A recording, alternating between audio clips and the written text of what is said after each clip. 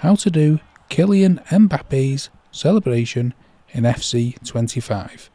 Now, Kylian Mbappé has up to 9 signature celebrations.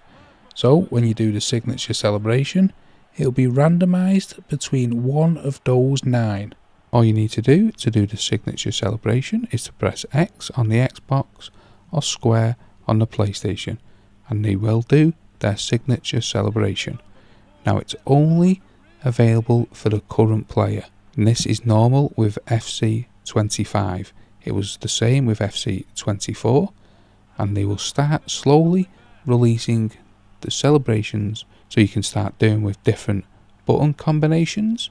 However, at the moment it's only available for this current player. When it's available with a button combination so you can do it with anyone, I'll add it to the comments section below and also pin it.